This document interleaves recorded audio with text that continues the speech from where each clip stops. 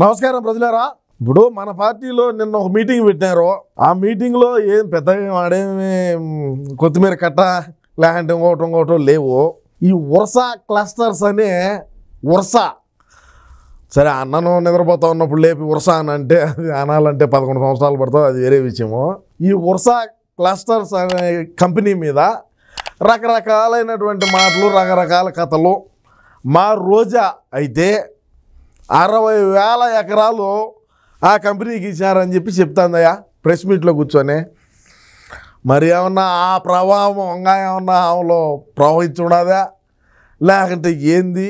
అసలు 60,000 ఎకరాలు ఉంటే మనోడు ఎందుకు ఇచ్చి పెడతాడు? 5 ఏళ్ళలో మనోడే సంతకం పెట్టి ఏదో ఒకటి జీవో తెచ్చి మందికిండ్రా చుట్టూరు కంచేయండి బోర్డులు నాటండి అని చెప్పుంటాడు కదా.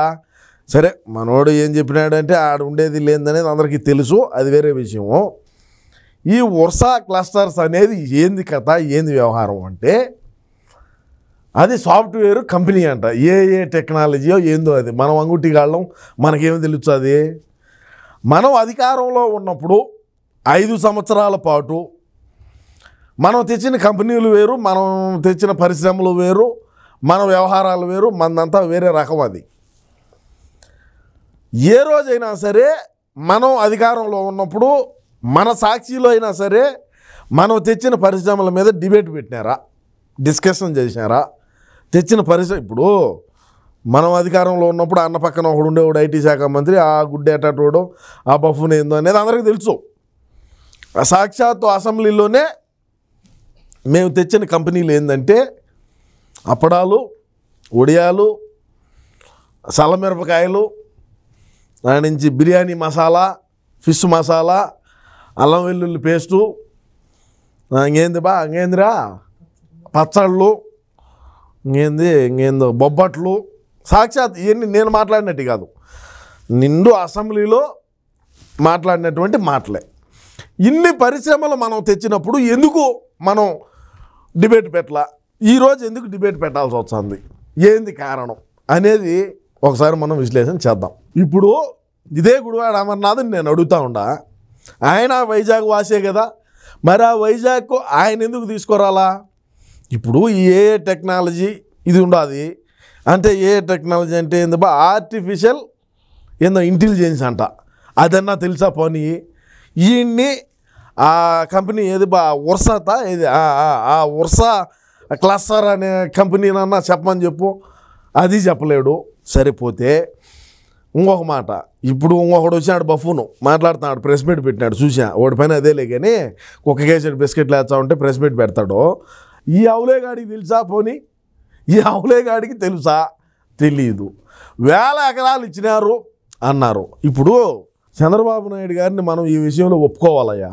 ఎందుకంటే హైదరాబాదులో hitech city, cyber towers, TCS అట్లాంటి పెద్ద కంపెనీలు తీసుకొని వచ్చి మైక్రోసాఫ్టు ఇట్లాంటివన్నీ అటువంటి దిగ్గజాలు, అటువంటి పెద్ద పెద్ద కంపెనీలే వచ్చి ఆడ పెడతా ఉంటే వాటి కింద ఎన్ని చిన్న చిన్న కంపెనీలు, స్టార్టప్ కంపెనీలు అక్కడ ఎంతమందికి ఉపాధి కల్పించవచ్చు, వచ్చి ఆ కంపెనీలు దానికంతా లావాదేవీలతో రాష్ట్రానికి ఎంత ట్యాక్స్ వస్తుంది, రాష్ట్రంలో మన రాష్ట్రంలోనే మన పిల్లలు, మన ఐటీ చదువుకున్నటువంటి పిల్లలు మన రాష్ట్రంలోనే ఐటీ కంపెనీల్లో వర్క్ చేస్తూ ఉంటే మనకెంత గర్వకారణంగా ఉంటుంది.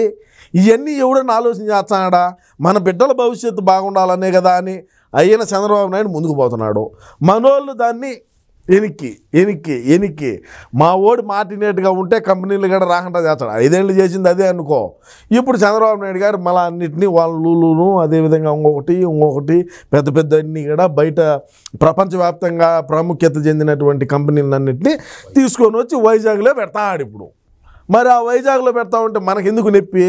మనం మింగలేకపోతుంది, మింగేవాడిని చూసి సంతోషపడకపోతుంది. ఇప్పుడు మింగుతాడు బాగా అనుకో, సరే బాగా మింగుతాడులే బాగా అని సంతోషపడు. సరే మనం అన్న ఆ పని చేయగలుగుతామంటే అది చేయలేము.